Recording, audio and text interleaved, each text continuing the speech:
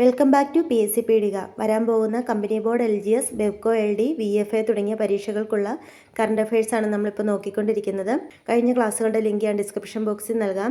Current affairs സീരീസിൽ August മാസത്തെ 3ാമത്തെ പാർട്ടാണിത്. ഈ ക്ലാസ്സിലെ ആദ്യത്തെ പോയിന്റ് നിലവിലെ മെഡിസപ്പ് പരിരക്ഷ എത്രയാണെന്നുള്ളതാണ്. നിലവിലെ മെഡിസപ്പ് പരിരക്ഷ 5 ലക്ഷം രൂപയാണ്. 2022 ഗവൺമെൻറ് മെഡിസപ്പ് പദ്ധതി കൊണ്ടുവന്നത്. അന്ന് 3 ലക്ഷം രൂപയായിരുന്നു. ഇപ്പോൾ പരിരക്ഷ ഉയർത്തി 5 ലക്ഷമാക്കിയിരിക്കുന്നു. അതായത് സംസ്ഥാന ജീവനക്കാർക്കും പെൻഷൻ വാങ്ങുന്നവർക്കുമായിട്ട് ഗവൺമെൻറ് ഇൻട്രൊഡ്യൂസ് ചെയ്ത ഒരു ഇൻഷുറൻസ് സ്കീമാണ് മെഡിസപ്പ്. മെഡിസപ്പ് പരിരക്ഷ ഇപ്പോൾ 3 ലക്ഷത്തിൽ നിന്ന് 5 ലക്ഷമാക്കി ഉയർത്തിയിരിക്കുന്നു. അടുത്തത് കേന്ദ്ര കായിക ബില്ല്. മൻസുഖ് മാണ്ഡവ്യ അവതരിപ്പിച്ച കാര്യം നമ്മൾ കഴിഞ്ഞ ക്ലാസ്സിൽ പറഞ്ഞതാണ്. അപ്പോൾ കേന്ദ്ര കായിക ബില്ലിലെ പുതിയ ഭേദഗതി പ്രകാരം വിവരാവകാശ നിയമപരിധിയിൽ നിന്നും ഒഴിവാക്കിയ കേന്ദ്ര കായിക സംഘടന ഏതാണ് എന്നുള്ളതാണ്. അത് BCCI ആണ്. കേന്ദ്ര കായിക ബില്ലിലെ പുതിയ ഭേദഗതി പ്രകാരം വിവരാവകാശ നിയമപരിധിയിൽ നിന്ന് ഒഴിവാക്കിയ കേന്ദ്ര കായിക സംഘടന BCCI ആണ്. BCCIയുടെ നിലവിലെ പ്രസിഡന്റ് റോജർ ബിന്നി ആണെന്ന് കൂടി ഓർക്കുക. നെക്സ്റ്റ്, ഓഗസ്റ്റ് 9 നാഗസാക്കി ദിനമാണ്. അതായത് 1945 രണ്ടാം ലോക മഹായുദ്ധ ഫലമായി അമേരിക്ക ജപ്പാനിലെ ഹിരോഷിമയിലും നാഗസാക്കിയിലും ലിറ്റിൽ ബോയ്, ഫാറ്റ്മാൻ എന്നീ അണുബോംബുകൾ വർഷിച്ചു. ഓഗസ്റ്റ് 9 നാഗസാക്കിയിൽ അണുബോംബ് വർഷിച്ചത്. അതിൻ്റെ സ്മരണ പുതുക്കലാണ് ഓഗസ്റ്റ് 9 നാഗസാക്കി ദിനമായിട്ട് ആചരിക്കുന്നത്. Next, ghost of Hiroshima, the last train from Hiroshima എന്നീ പുസ്തകങ്ങളുടെ രചയിതാവ് ചാൾസ് പെല്ലഗ്രിനോയാണ്. 1945 ഓഗസ്റ്റ് 6, ഓഗസ്റ്റ് 9 എന്നീ ദിവസങ്ങളിൽ ഹിരോഷിമ, നാഗസാക്കി എന്നീ സ്ഥലങ്ങളിൽ അമേരിക്ക അണുബോംബ് വർഷിച്ചതുമായി ബന്ധപ്പെട്ട പുസ്തകങ്ങളാണിത്. ഈ പുസ്തകങ്ങളെ ആസ്പദമാക്കി ജെയിംസ് കാമറൂൺ സിനിമ ചെയ്യാൻ പോവുകയാണ്. അപ്പോൾ ഓർത്തു വെക്കുക, ghost of Hiroshima, the last train from Hiroshima എന്നീ പുസ്തകങ്ങളുടെ രചയിതാവ് ചാൾസ് പെല്ലഗ്രിനോയാണ്. അടുത്തത് 2025 ഒഡീഷ കൈത്തറിയുടെ ബ്രാൻഡ് അംബാസഡറായി നിയമിതയായത് മാധുരി ദീക്ഷിതാണ്. 2025 ഒഡീഷ കൈത്തറിയുടെ ബ്രാൻഡ് അംബാസഡറായി നിയമിതയായത് മാധുരി ദീക്ഷിതാണ്. ദേശീയ കൈത്തറി ദിനം ഓഗസ്റ്റ് 7 ആണെന്നുകൂടി ഓർത്തു വെക്കുക. നെക്സ്റ്റ്, MS സ്വാമിനാഥനെ കുറിച്ച് പ്രിയംവദ ജയകുമാർ രചിച്ച പുസ്തകമാണ് the man who fed India. നമുക്കറിയാം, ഇന്ത്യൻ ഹരിത വിപ്ലവത്തിൻ്റെ പിതാവാണ് MS സ്വാമിനാഥൻ. 2025 അദ്ദേഹത്തിൻ്റെ 100ാം ജന്മവാർഷികമായിരുന്നു. 1925 ഓഗസ്റ്റ് 7 അദ്ദേഹം ജനിച്ചത്. 2023 സെപ്റ്റംബർ 28 MS സ്വാമിനാഥൻ്റെ മരണം. അപ്പോൾ MS സ്വാമിനാഥനെ കുറിച്ച് പ്രിയംവദ ജയകുമാർ രചിച്ച പുസ്തകമാണ് the man who fed India. Next, പ്രഥമ MS Swaminathan award for food and peaces അർഹനായത് അഡിമോള A അഡിനലേക്കാണ്. നമ്മൾ കഴിഞ്ഞ ക്ലാസ്സിൽ പറഞ്ഞ കാര്യമാണ്. MS സ്വാമിനാഥൻ്റെ ജന്മശതാബ്ദിയെ തുടർന്ന് ന്യൂഡൽഹിയിൽ വെച്ച് കോൺഫറൻസ് നടന്നു. നരേന്ദ്രമോദിയായിരുന്നു ഉദ്ഘാടകൻ. ഈ കോൺഫറൻസിൽ വെച്ച് ഈ ഒരു അവാർഡ് ഡിക്ലെയർ ചെയ്തു. അപ്പോൾ പ്രഥമ MS Swaminathan award for food and pieces award ലഭിച്ചത് അഡിമോള A അഡിനലേക്കാണ്. ഈ അവാർഡ് നൽകുന്നത് വികസ്വര രാജ്യങ്ങളിൽ നിന്നും ഈ ഒരു മേഖലയിൽ സംഭാവന നൽകുന്നവർക്കാണ്. അടുത്തത് 2025 SCO ഉച്ചകോടി വേദിയാകുന്നത് ചൈനയിലെ ടിയാൻജിനാണ്. അതായത് SCO ഷാൻഹായ് കോർപ്പറേഷൻ ഓർഗനൈസേഷൻ്റെ വേദി ടിയാൻജിനാണ്. ചൈനയിലാണ് ടിയാൻജിൻ. ഇനി 2024 SCO ഉച്ചകോടി കസാക്കിസ്ഥാനിലെ അസ്താനയിൽ വെച്ചായിരുന്നു.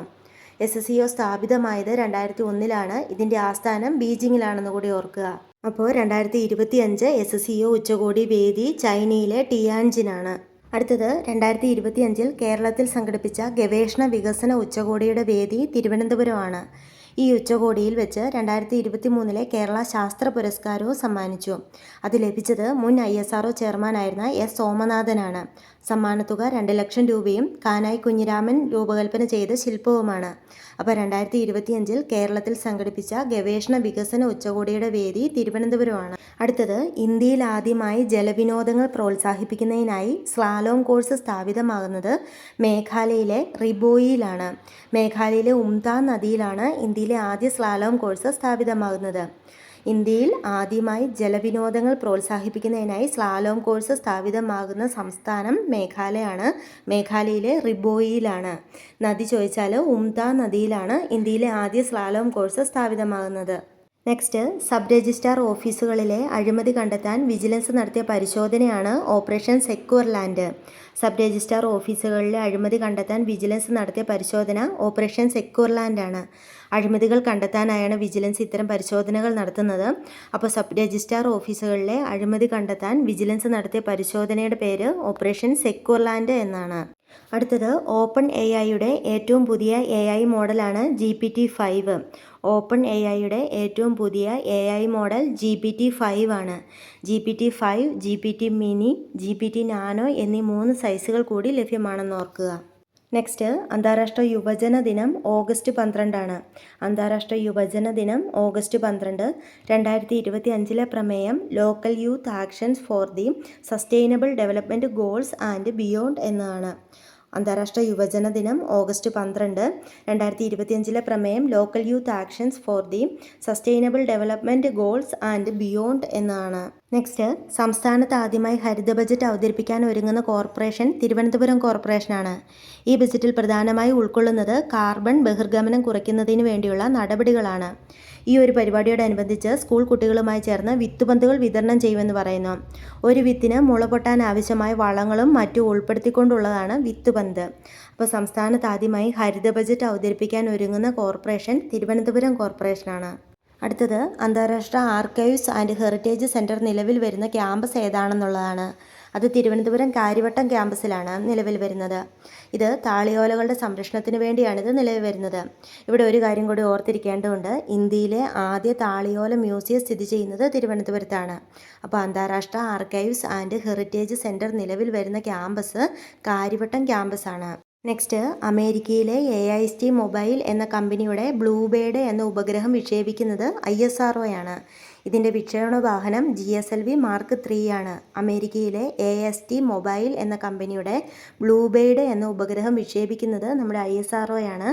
ഇതിൻ്റെ വിക്ഷേപണ വാഹനം GSLV Mark 3 ആണ്. നെക്സ്റ്റ്, പതിറ്റാണ്ടുകൾ നീണ്ട യുദ്ധത്തിനൊടുവിൽ 2025 സമാധാന ഉടമ്പടിയിൽ ഒപ്പുവെച്ച രാജ്യങ്ങൾ അർമേനിയ, അസർബൈജാൻ എന്നീ രാജ്യങ്ങളാണ്. 2025 ഓഗസ്റ്റിലാണെന്ന് കൂടി ഓർക്കുക. ഇനി ഇതിന് മധ്യസ്ഥത വഹിച്ചത് അമേരിക്കയാണ്. അപ്പോൾ പതിറ്റാണ്ടുകൾ നീണ്ട യുദ്ധത്തിനൊടുവിൽ 2025 സമാധാന ഉടമ്പടിയിൽ ഒപ്പുവെച്ച രാജ്യങ്ങൾ അർമേനിയ, അസർബൈജാൻ എന്നീ രാജ്യങ്ങളാണ്. നെക്സ്റ്റ്, 2025 ആഗസ്റ്റിൽ അന്തരിച്ച മുൻ കേരള രഞ്ജി ട്രോഫി താരമാണ് V. മണികണ്ഠക്കുറുപ്പ്. അപ്പോൾ V. മണികണ്ഠക്കുറുപ്പ് ഏത് കായിക മേഖലയുമായി ബന്ധപ്പെട്ടിരിക്കുന്നു എന്ന് ചോദിച്ചാൽ അത് രഞ്ജി ട്രോഫി ക്രിക്കറ്റ് ആണെന്ന് ഓർക്കുക. 2025 ആഗസ്റ്റിൽ അന്തരിച്ച മുൻ കേരള രഞ്ജി ട്രോഫി താരം V. മണികണ്ഠക്കുറുപ്പാണ്. കായിക ഇനം ക്രിക്കറ്റ് ആണെന്നുകൂടി ഓർക്കുക. അടുത്തത്, കുടുംബങ്ങളിലെ സന്തോഷം ഇരട്ടിപ്പിക്കാൻ ലക്ഷ്യമിട്ട് കുടുംബശ്രീയുടെ നേതൃത്വത്തിൽ നടത്തുന്ന പദ്ധതിയാണ് ഹാപ്പി കേരളം. ഈ പദ്ധതി നഗരങ്ങളിലേക്ക് കൂടി വ്യാപിക്കാനായി ഒരുങ്ങുകയാണ്. ആദ്യം തന്നെ മാതൃകയാകുന്നത് നഗരപ്രദേശങ്ങളിലുള്ള 14 CDSകൾ വഴിയാണ്. അപ്പോൾ കുടുംബങ്ങളിലെ സന്തോഷം ഇരട്ടിപ്പിക്കാൻ ലക്ഷ്യമിട്ട് കുടുംബശ്രീയുടെ നേതൃത്വത്തിൽ നടത്തുന്ന പദ്ധതിയാണ് ഹാപ്പി കേരളം. അടുത്തത്, ജമ്മു കാശ്മീരിലെ കുൽഗാം ജില്ലയിലെ അഖൽ വനപ്രദേശത്ത് ഇന്ത്യൻ സൈന്യം ആരംഭിച്ച സൈനിക നടപടിയാണ് ഓപ്പറേഷൻ അഖൽ. ജമ്മു കാശ്മീരിലെ കുൽഗാം ജില്ലയിലെ അഖൽ വനപ്രദേശത്ത് ഇന്ത്യൻ സൈന്യം ആരംഭിച്ച സൈനിക നടപടി ഓപ്പറേഷൻ അഖൽ എന്നറിയപ്പെടുന്നു. അവിടെ ഭീകരർ ഉണ്ട് എന്ന രഹസ്യവിവരത്തെ തുടർന്നാണ് ഈ ഒരു ഓപ്പറേഷൻ ആരംഭിച്ചത്. ഈ ഒരു സൈനിക നടപടിയെ തുടർന്ന് നമ്മുടെ 2 സൈനികരാണ് വീരമൃത്യു മരിച്ചതെന്നുകൂടി ഓർക്കുക. അടുത്തത്, 18ാമത് മലയാറ്റൂർ അവാർഡിന് അർഹനായത് E. സന്തോഷ് കുമാറാണ്. അദ്ദേഹത്തിൻ്റെ തപോമയുടെ അച്ഛൻ എന്ന രചനയിലൂടെയാണ് ഈ പുരസ്കാരം ലഭിച്ചിരിക്കുന്നത്. ഇത് നൽകുന്നത് മലയാറ്റൂർ ട്രസ്റ്റാണ്.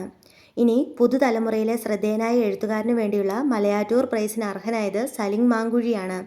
ആനന്ദലീല എന്ന രചനയ്ക്കാണ് അദ്ദേഹത്തിന് അവാർഡ് ലഭിച്ചിരിക്കുന്നത്. അപ്പോൾ 18ാമത് മലയാറ്റൂർ അവാർഡിന് അർഹനായത് E. സന്തോഷ് കുമാറാണ്. കൃതി തപോമയുടെ അച്ഛൻ എന്ന കൃതിയാണ്. അടുത്തത്, ലോക അവയവദാന ദിനം ഓഗസ്റ്റ് 13 ആണ്.